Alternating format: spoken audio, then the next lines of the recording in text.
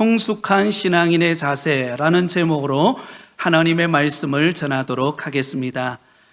우리는 모두 믿음 생활하면서 성숙한 신앙인이 되고 싶어 합니다. 영적 갓난아이 신앙에 머물지 않고 성숙되고 또 다른 사람들에게 본이 되는 그런 신앙생활을 하기를 원합니다. 아마 한 사람도 예외가 없을 것이라 그렇게 생각됩니다.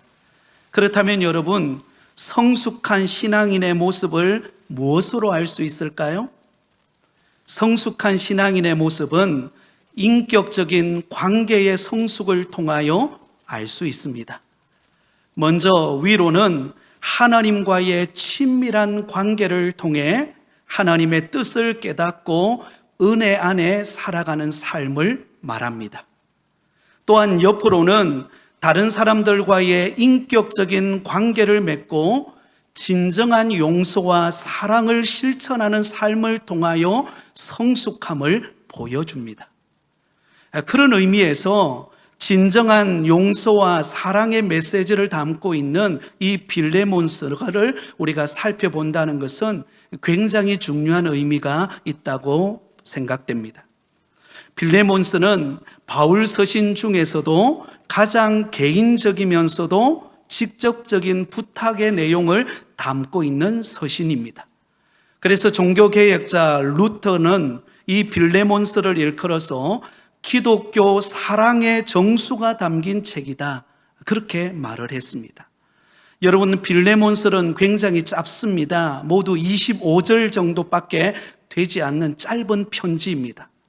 그러나 이 짧은 편지 속에 하나님의 구속의 사랑과 용서가 어느 책보다도 집약되어져 있는, 녹아내려져 있는 그런 하나님의 사랑과 용서가 담겨져 있는 책이 바로 빌레몬서입니다. 빌레몬서의 내용을 요약하면 이렇습니다. 당시 로마 감옥에 갇혀 있던 사도 바울이 빌레몬에게 편지를 보냅니다. 편지를 보내면서 그 빌레몬의 집에서 도망쳐 나왔던 종 오네시모가 사도 바울을 통하여 복음을 듣고 변화를 받았는데 그 오네시모를 용서하고 용납하고 받아주라는 내용이 빌레몬서의 내용입니다.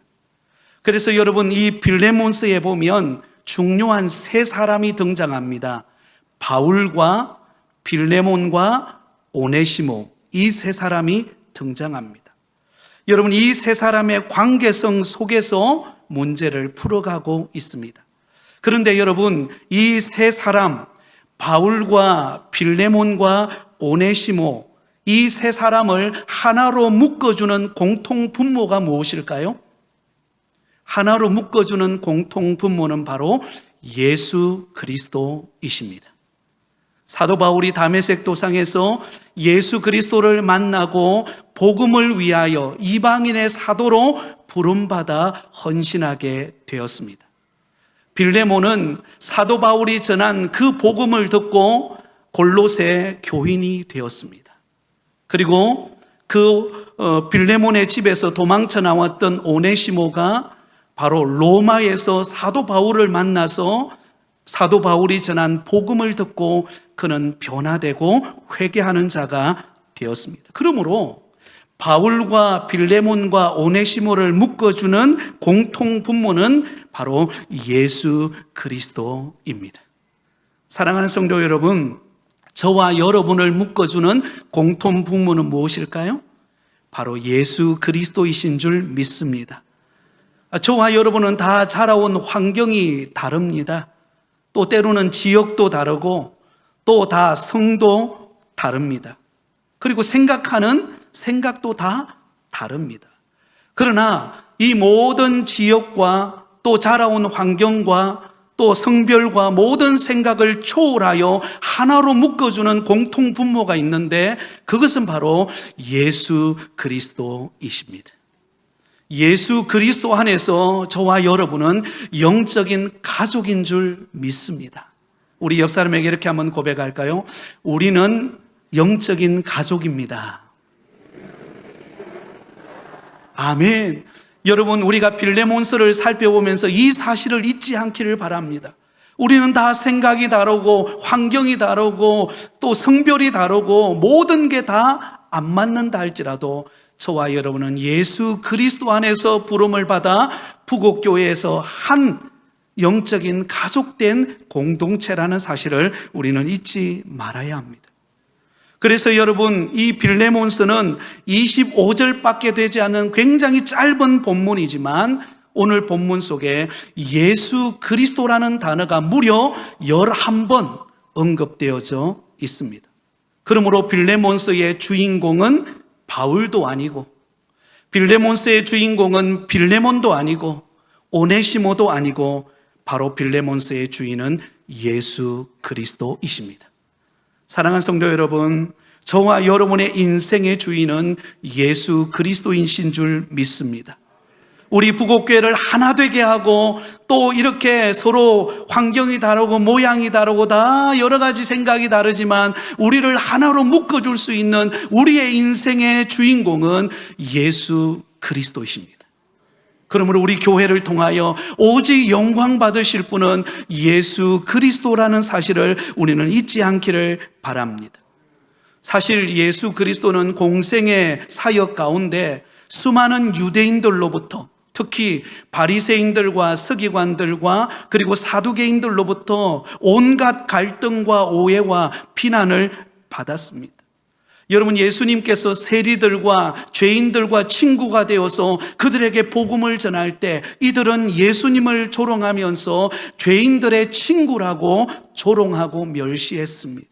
심지어는 먹기를 탐하는 자다, 그렇게 비난하기도 했습니다.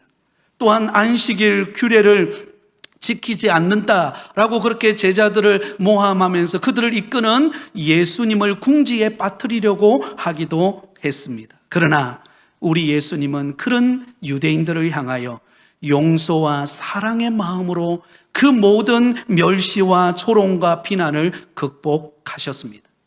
그래서 마태복음 18장에 보면 베드로가 예수님에게 이렇게 질문합니다. 주님, 형제가 내게 죄를 범하면 몇 번 용서해 주어야 합니까? 7번까지 용서하면 되겠습니까? 여러분, 7번도 굉장히 많죠? 그때 예수님께서 어떻게 대답하십니까? 7번뿐 아니라 7번을 70번까지라도 할지니라. 무슨 말이죠? 끝까지 용서하라는 것입니다. 그러므로 예수님은 탁월한 인간관계의 법칙을 아시고 그것을 제자들에게 전수해 주셨습니다. 진정한 믿음의 성도의 모습은, 성숙한 신앙인의 모습은 바로 용서와 사랑으로 충만한 성도라는 것입니다.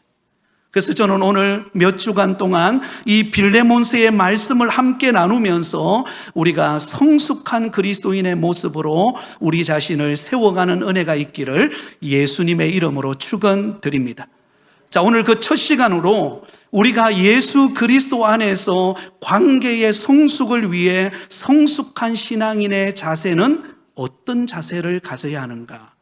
간단하게 세 가지를 말씀을 드리려고 합니다. 그 첫 번째는 예수님이 우리 인생의 수단이 아니라 우리의 인생의 목적이라는 사실을 기억하시기 바랍니다. 한번 따라하겠습니다. 예수님은 우리의 인생의 수단이 아니라 우리 인생의 목적입니다. 자, 오늘 읽은 본문의 말씀은 빌레몬서를 기록하면서 사도 바울이 전한 인사말입니다. 자, 오늘 본문 1절은 이렇게 시작합니다. 그리스도 예수를 위하여 갇힌 자 된 바울과 및 형제 디모데는. 여러분, 빌레몬서를 적어서 보내는 발신자인 사도 바울은 자신을 어떻게 소개하고 있습니까? 그리스도 예수를 위하여 갇힌 자 된 나 바울은. 사실 바울은 복음을 전하다가 지금 로마 감옥에 감금되어 있는 상태입니다. 그곳에서 빌레몬서를 기록했습니다. 여러분, 사도 바울이 복음 전하는 것 때문에, 예수 그리스도를 증거하는 것 때문에 그는 로마라고 하는 그 감옥 안에, 차디찬 감옥 안에 그는 들어와서 살 수밖에 없었습니다. 하지만 여러분, 그는 그가 감옥에 들어온 것을 부끄러워하지 않았습니다. 예수 그리스도를 위하여 갇힌 자 된 나의 삶에 대해서 여러분 슬퍼하거나 낙심하고 있지 않습니다. 오히려 오늘 본문은 자랑하고 있습니다. 여러분, 사도 바울은 로마 감옥에서 4권의 서신서를 기록합니다. 에베소서, 빌립보서, 골로새서, 그리고 마지막으로 빌레몬서를 기록했습니다. 이것을 4권을 일컬어서 옥중서신이다, 그렇게 말합니다. 그런데 특이한 점은 다른 3권의 책에서는 인사말을 전할 때에 갇힌 자 된 나 바울이라는 표현을 쓰지 않습니다. 에베소서 1장 1절 상반절은 이렇게 기록하고 있습니다. 하나님의 뜻으로 말미암아 그리스도 예수의 사도된 바울은, 자신의 사도됨에 대해서 강조하고 있습니다. 빌립보서 1장 1절에서는 그리스도 예수의 종 바울과 디모데는 자신의 종됨을 강하게 어필하고 있죠. 그리고 골로새서 1장 1절은 하나님의 뜻대로 말미암아 그리스도 예수의 사도된 바울은, 다시 한 번 더 사도된 것을 강조합니다. 그런데 빌레몬서만큼은 유독히 갇힌 자 된 나 바울이라고 그렇게 소개합니다. 여러분, 빌레몬서를 읽어보면요, 갇힌 자 되었다라는 이 단어가 무려 5번이나 강조되어 나옵니다. 1절과 9절과 10절과 13절과 23절에 갇힌 자 된 나 바울이라는 것을 강조하고 있습니다. 그것은 뭔가 이 빌레몬서를 기록하면서 무엇인가를 밝히고 싶은 사도 바울의 의도가 숨어 있다는 것을 우리는 찾아낼 수가 있습니다. 지금 사도 바울은 로마 감옥에 감금되어 있을 때 그의 나이는 노년의 나이였습니다. 여러분, 감옥에 갇힌 상태에서 노년의 삶을, 어쩌면 인생의 마지막 후반전을 보낸다는 것은 너무나 초라하고 인간적으로 보면 너무나 부끄럽고, 또 한편으로는 자신의 인생을 되돌아보면서 후회할 일들이 얼마나 많겠습니까? 그러나 여러분, 사도 바울은 결코 자신이 로마 감옥에 갇혀 있다라고 하는 그 사실로 인하여서 그는 부끄러워하거나 그는 후회하거나 절망하지 않습니다. 오히려 높은 관직이나 명예와 인기가 아니라 지금 복음 때문에 내가 이 감옥에 갇힌 것으로 인하여 자랑하고 있는 사도 바울의 모습을 우리에게 보여줍니다. 그 이유가 무엇일까요?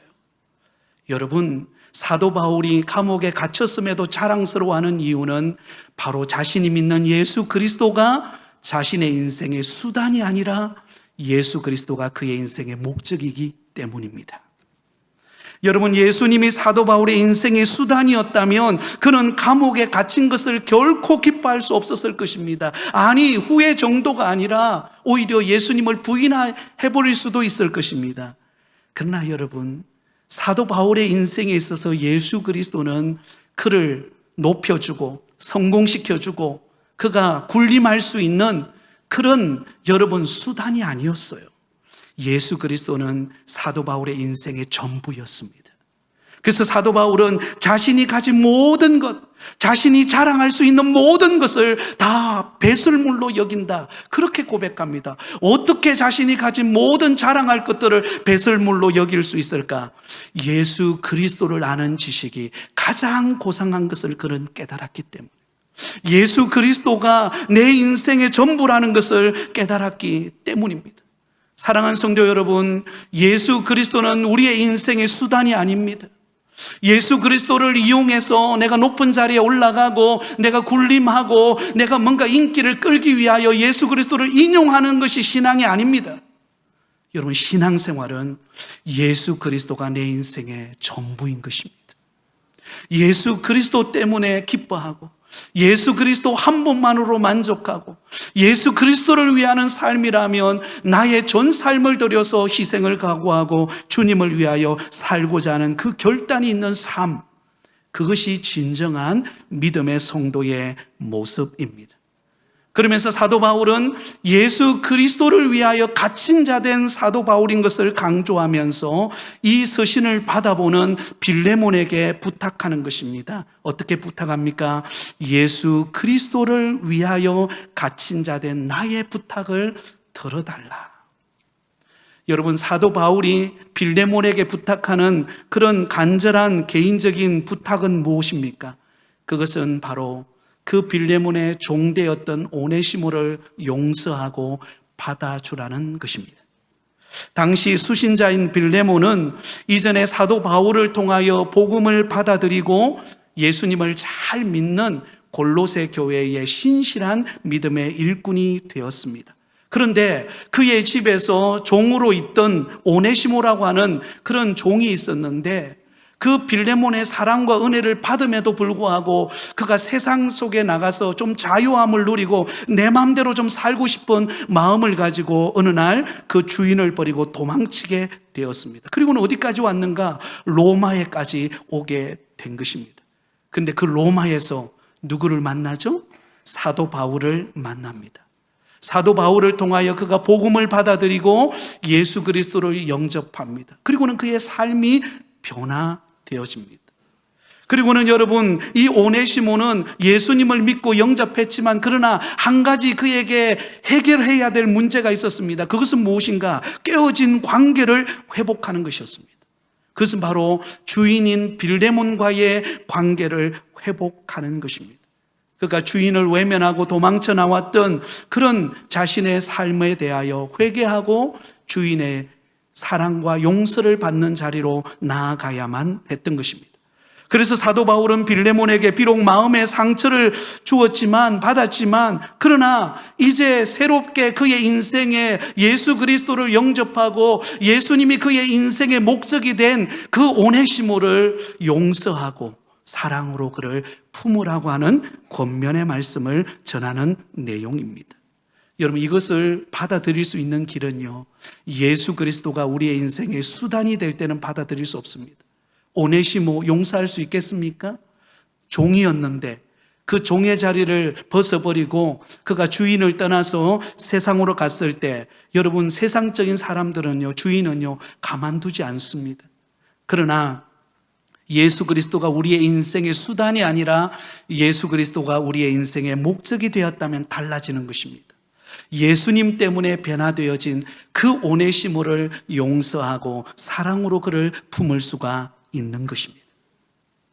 9절에 보면 나이가 많은 나 바울은, 19절에는 나 바울이 친필로 써노니, 굉장히 여러분, 이 짧은 본문이지만 이 짧은 본문 속에 사도 바울이 빌레몬에게 보내면서 그 오네시모에 대한 그 애틋한 마음을 담아서 그를 용서하고 그를 사랑하라는 마음을 담아서 지금 이 편지를 보내고 있습니다. 왜 그렇습니까? 사도 바울은 예수님을 이용하는 수단이 아니라 그의 인생의 목적으로서 예수님을 믿었기 때문입니다. 사랑하는 성도 여러분, 여러분들에게 간절히 부탁합니다. 예수 그리스도는 우리의 인생의 수단이 아닙니다. 예수 그리스도는 우리의 인생의 목적입니다. 여러분, 한번 생각해 보세요. 저와 여러분은 죄와 허물로 말미암아 죽었던 자들이었습니다. 아니, 우리는 멸망받아 영원한 지옥 형벌에 들어갈 수밖에 없는 존재들이었습니다. 하나님이 우리를 그냥 내버려 두셨다면 그 어느 누구도 살아남을 자가 없어요. 오늘 이렇게 거룩한 주일날 주 앞에 나와서 하나님 앞에 경배하고 예배할 수 없는 존재들이었습니다. 그런데 하나님께서 독생자 예수 그리스도를 아낌없이 이 땅에 보내셔서 우리의 모든 죄와 허물을 대신하여 십자가에 못 박히 죽으시고 사흘 만에 부활하심으로 우리의 모든 죄를 용서하시고 우리를 구원의 자리로 이끌어 주신 줄 믿습니다. 여러분, 왜 주님께서 그렇게 하신 것입니까? 저와 여러분을 사랑하시기 때문에, 저와 여러분을 사랑하시기 때문에, 우리를 멸망받을 존재가 아니라 예수 그리스도로 말미암아 영생을 누리는 하나님의 자녀가 되게 하시기 위하여 하나님께서는 독생자 예수 그리스도를 이 땅에 보내신 것입니다. 그래서 누군가가 이런 말을 했습니다. 나 한 사람만 이 땅에 존재한다 할지라도, 나 한 사람이 무인도에 남아있다 할지라도 하나님께서 독생자 예수 그리스도를 이 땅에 보내셨을 것이다. 왜냐하면 그 하나밖에 없는 나를 구원하시는 것이 하나님 아버지의 마음이기 때문입니다. 죄인 되어 멸망받을 수밖에 없는 존재인 나를 용서하시고 나를 사랑하시는 그 하나님의 사랑이 나 혼자일지라도 그 존귀하신 예수 그리스도를 이 땅에 보내셨을 것이라 그렇게 말하고 있습니다. 에베소서 4장 32절에 이렇게 말씀합니다. 우리 같이 읽겠습니다. 서로 친절하게 하며 불쌍히 여기며 서로 용서하기를 하나님이 그리스도 안에서 너희를 용서하심과 같이 하라. 여러분, 하나님께서 우리를 용서해 주셨기에 저와 여러분이 이 자리에 있는 줄 믿습니다. 오늘도 존귀하신 하나님을 찬양하고 예배하고 살아계신 하나님이라고, 어떤 낭망한 환경 속에서도 하나님이 우리를 붙들고 계신다라고 우리는 노래할 수 있는 이유가 무엇입니까? 하나님이 저와 여러분을 먼저 용서하셨기 때문입니다. 먼저 우리에게 사랑을 베푸셨기 때문입니다. 그러므로 사랑을 받은 우리, 예수 그리스도가 우리의 인생의 수단이 아니라 예수 그리스도가 우리의 인생의 목적이 된 우리 모든 성도들은 다른 사람을 향하여 친절을 베풀며 불쌍히 여기며 서로 용서하기를 하나님이 나를 용서하심과 같이 용서하라, 그렇게 말하고 있는 것입니다. 사랑하는 여러분, 인간은 복수할 때 짐승처럼 변합니다. 누군가를 비판할 때 추한 인간의 모습으로 바뀌어집니다. 그러나 반대로 누군가를 용서할 때, 누군가를 사랑할 때, 누군가를 보듬어 줄 때 그때 자유함을 얻습니다. 그때 예수님의 사랑을 보게 됩니다. 여러분, 미국 역사상 가장 존경받았던 인물이 아브라함 링컨입니다. 그런데 이 아브라함 링컨을 항상 비난하고 모욕하는 사람이 있었습니다. 스탠톤이라고 하는 사람이었습니다. 그는 링컨을 바라보면서 늘 이렇게 조롱했습니다. 저급하고 교활한 어릿광대라고, 그리고 고릴라의 원종이라고. 사실 여러분, 이 링컨의 생긴 모습이 이렇게 아름답기보다도 약간 조금 그렇게 볼품이 없게 생겼잖아요. 그래서 조롱했습니다. 그러나 여러분, 놀랍죠? 아브라함 링컨은 그가 대통령이 되고 난 이후에 바로 자신을 향하여 모욕하는 그 스탠톤을 국방장관에 임명합니다. 그리고는 링컨 대통령은 최고의 예절로 그를 대우합니다. 세월이 흘렀습니다. 그 링컨 대통령이 극장에서 암살자의 그 총탄에 맞아 쓰러져서 죽었을 때 그의 유해가 안치되어 있는 그 좁은 방 안으로 제일 많이 눈물을 흘리며 슬퍼하며 그곳에 있었던 사람이 스탠톤 장관이었습니다. 그래서 그는 링컨 대통령을 보며 눈물을 흘리면서 이렇게 말했습니다. 여기에 세계 역사상 가장 위대한 통치자가 누워있다. 이곳에 가장 역사상 위대한 통치자가 누워있다. 옛날에는 어땠습니까? 이 링컨을 비난하던 사람이었습니다. 그러나 그로 말미암아 사랑을 받았을 때 그는 링컨 대통령을 가장 위대한 통치자로 여겼습니다. 여러분, 링컨 대통령은 주님을 그의 인생의 수단이 아니라 그 인생의 목적으로 삼고 살았던 사람이기 때문입니다. 사랑하는 성도 여러분, 오늘 나 자신이 용서하고 사랑해야 될 오네시모는 누구입니까? 우리는 그 사람을 바라볼 때에 우리는 예수님이 내 인생의 목적이 되어서 십자가의 사랑으로 용서하고 사랑할 수 있는 믿음의 성도들이 되시기를 바랍니다. 이것이 성숙한 신앙인의 자세입니다. 두 번째로, 성숙한 신앙인의 자세는 다른 성도를 믿음의 동력자로 인정하는 사람입니다. 한번 따라하겠습니다. 성도를 믿음의 동력자로 인정하라. 자, 오늘 본문 1절 중반절에서 2절까지 말씀을 보면 이렇게 기록되어 있습니다. 우리의 사랑을 받은 자여 동력자인 빌레몬과 자매 아비아와 우리와 함께 병사된 아키포와 내 집에 있는 교회에 편지하노니.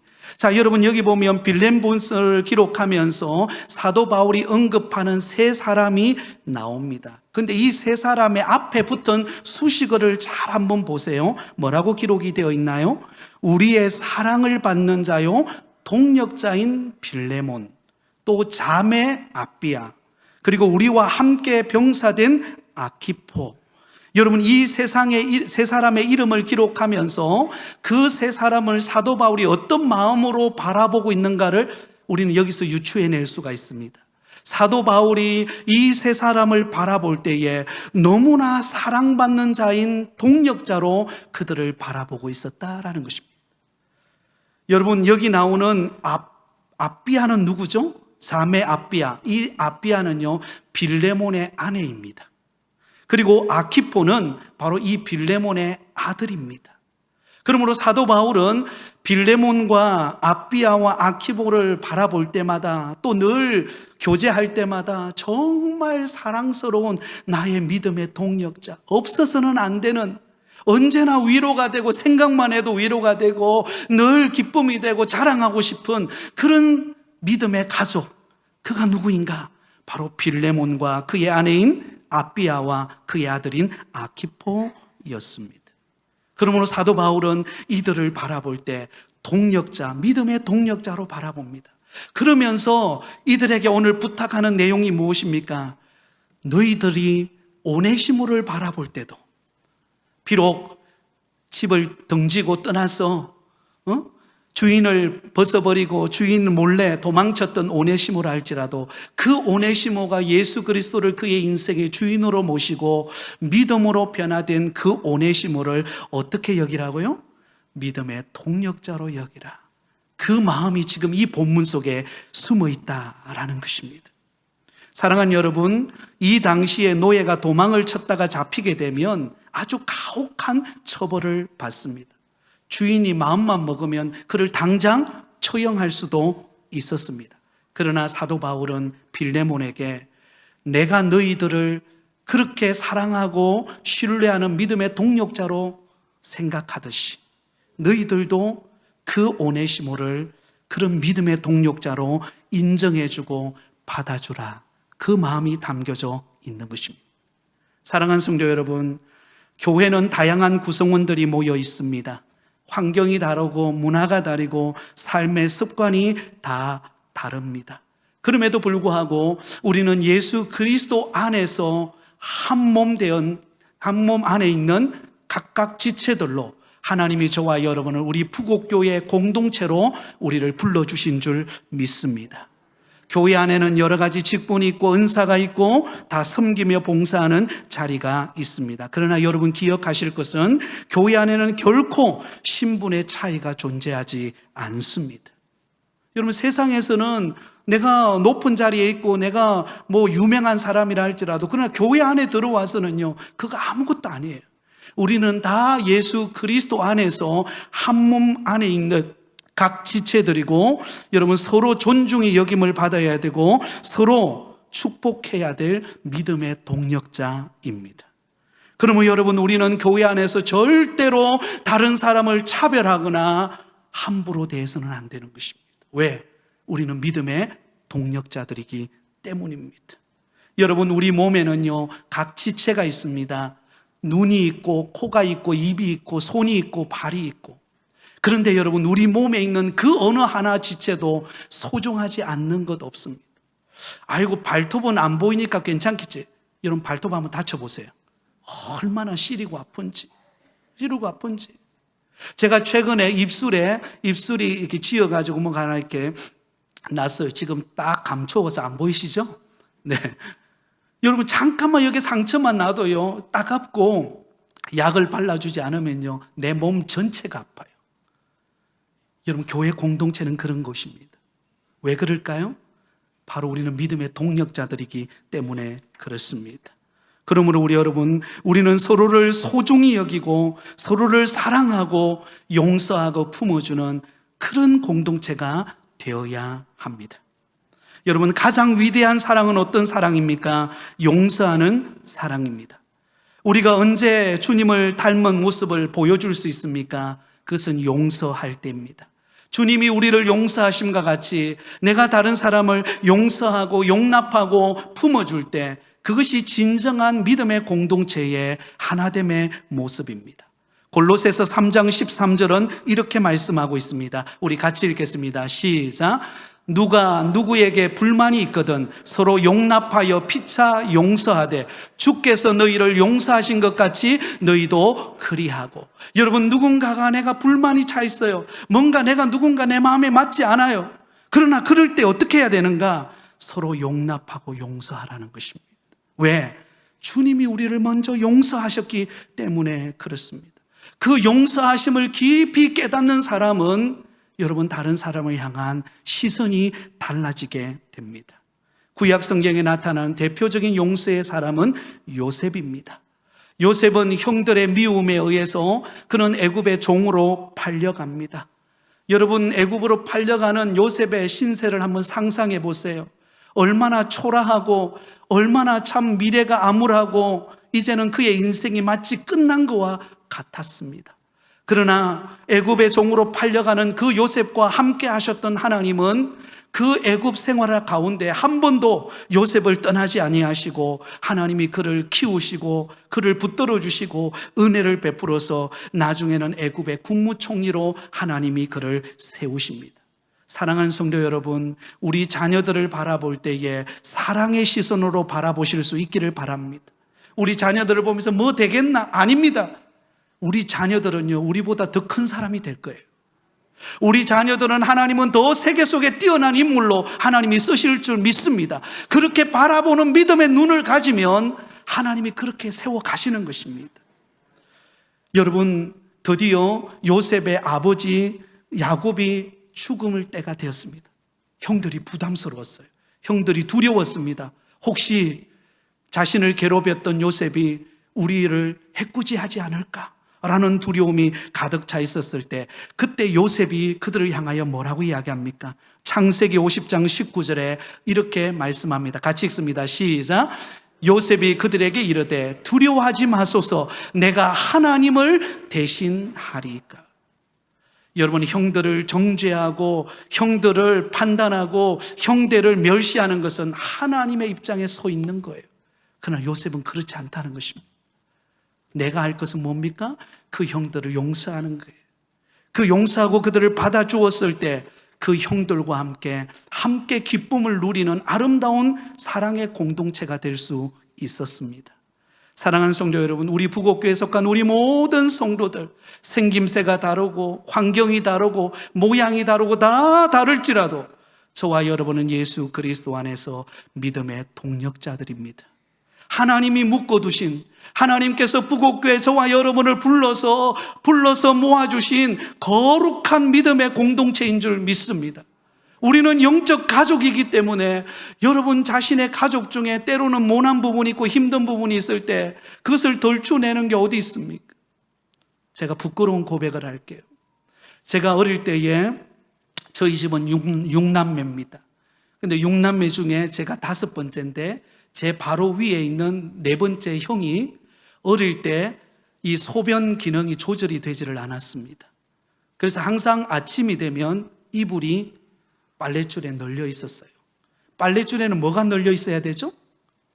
네, 세탁한 빨래가 널려 있어야 되는데 지도가 그려진 이불이 널려 있을 때 어릴 때 철이 없죠. 그것을 바라보는 저의 마음속은 너무 속상하더라고요. 너무 속상하더라고요. 이해가 안 되는 거예요. 그때는 그걸 받아들일 만한 저의 믿음이 없었죠. 그래서 형이지만 형에 대해서 인정을 안 했어요. 그래서 학교랑 친구로 가면서 친구들이 있으면 제가 피해갈 정도로 그랬습니다. 그런데 제가 예수님을 딱 만나고 난 다음에 예수님을 내 인생의 주인으로 딱 모시고 나니까요, 하나님이 저에게 제일 먼저 해결시켰던 게 뭔가, 우리 형에 대해서 함부로 대했던 거예요.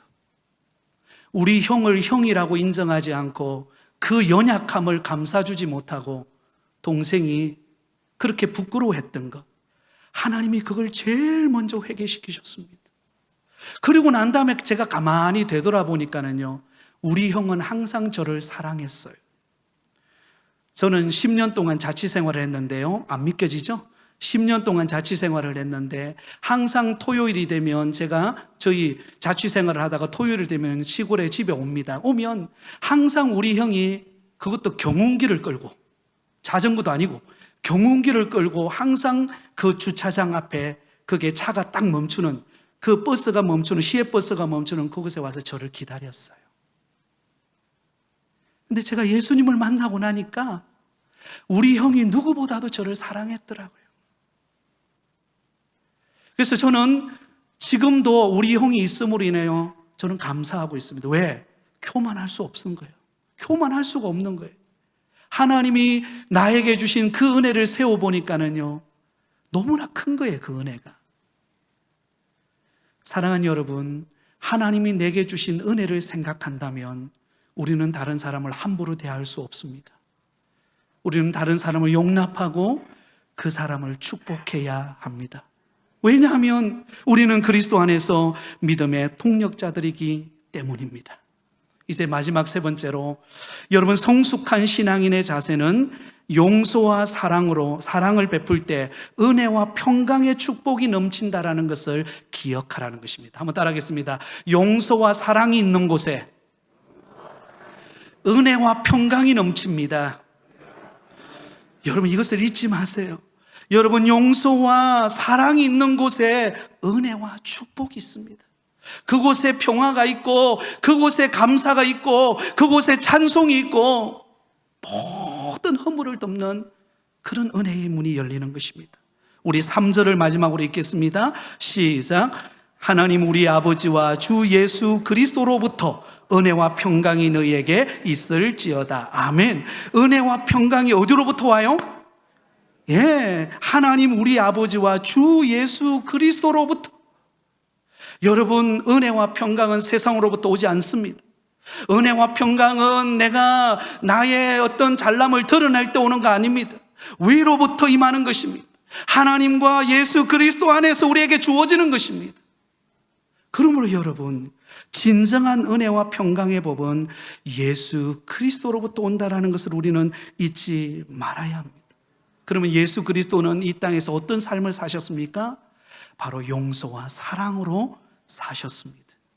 그 마음을 우리가 품을 때 하나님은 우리에게 은혜와 평강이 넘치는 삶이 되게 하실 것입니다. 여러분, 성경에 보면은요, 하나님을 예배하는 것을 하나님은 너무나 기뻐하세요. 그런데 예배 드리기 전에 먼저 해결하지 않고는 하나님이 안 받으시는 장면이 있습니다. 그게 뭘까요? 마태복음 5장 23절 24절입니다. 우리 같이 읽겠습니다. 시작. 그러므로 예물을 제단에 드리려다가 거기서 내 형제에게 원망 들을 만한 일이 있는 것이 생각나거든 예물을 제단 앞에 두고 먼저 가서 형제와 화목하고 그 후에 와서 예배를 드리라. 여러분, 하나님은 우리의 예배를 너무나 기뻐하시는 분이십니다. 믿으십니까? 아멘. 그러나 우리 마음에 용서하지 못하는 마음이 있다면, 우리 안에 정말로 끓이끼는 마음들이 있다면 먼저 그 부분을 해결하라는 것입니다. 그만큼 하나님은 관계를 소중히 여깁니다. 관계가 회복되어야 내 안에 은혜와 평강이 넘칩니다.